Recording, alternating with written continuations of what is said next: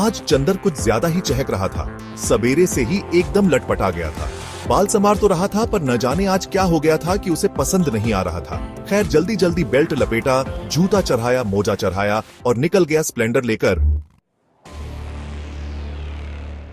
कटरा की भीड़ भरी मार्केट में लहरदार कट मारते हुए पहुंचा नेतराम कचौड़ी वाले के यहाँ।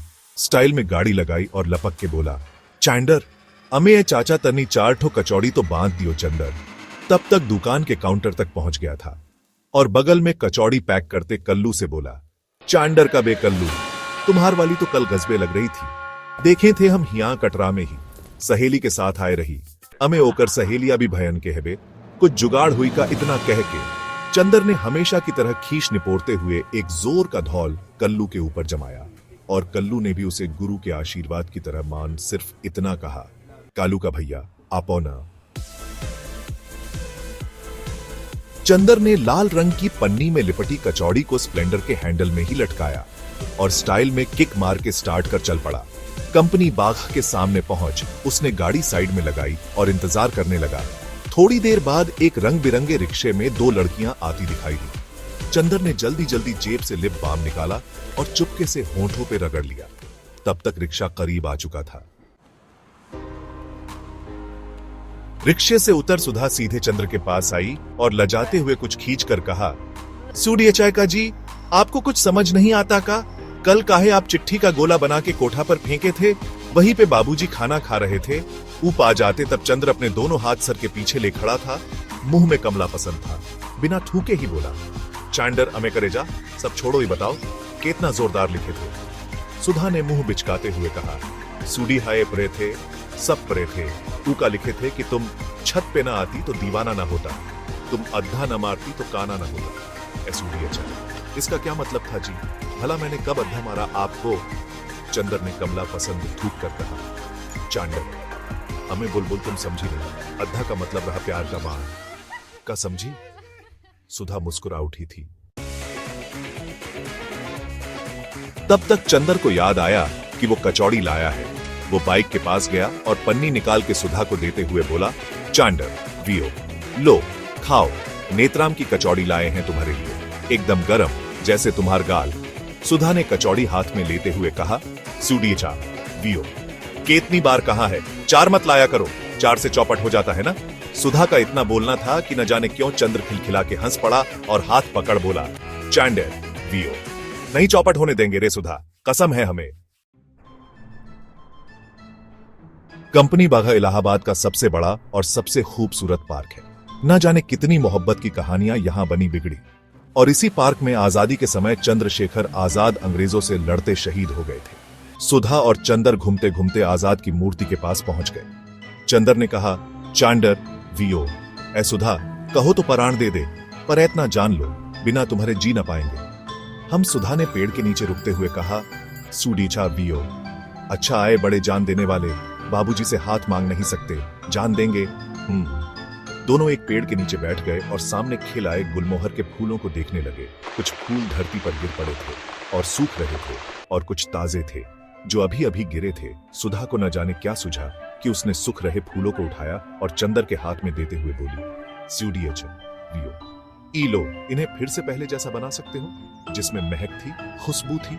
चंदर चौंक गया था, बोला, चांडर वियो, बकलोल समझती हो काबे, अबे ई डाली से अलग हो गई, अब कैसे महकेंगे? सुधा ने उन फूलों को बड़े गौर से देखते हुए कहा, सूडीएचए वियो, और जानते हो चंदर, हमारे प्यार की डाली कौन है? तुम हो।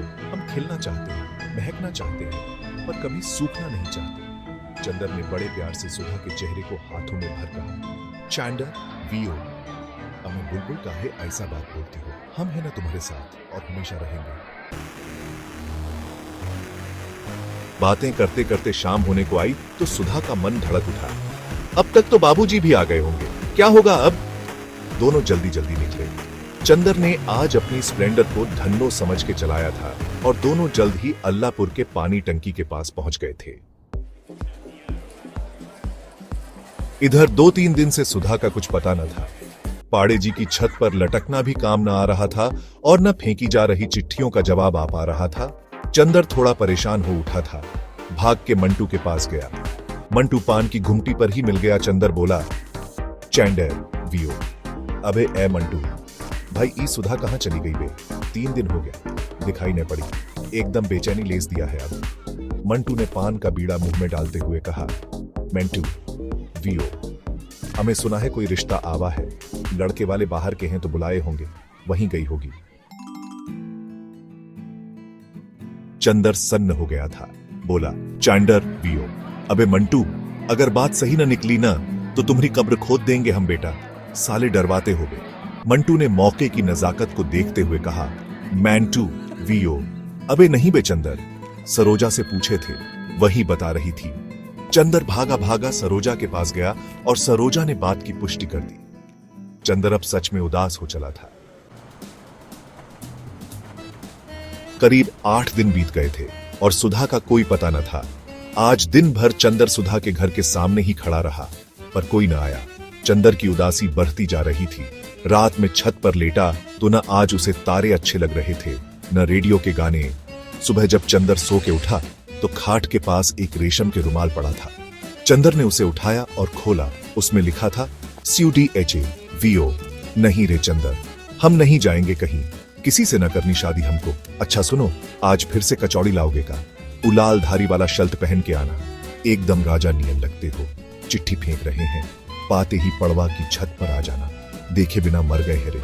वो रेशम का रुमाल चंदर के लिए क्या मायने रखता था, ये तो चंदर ही जाने।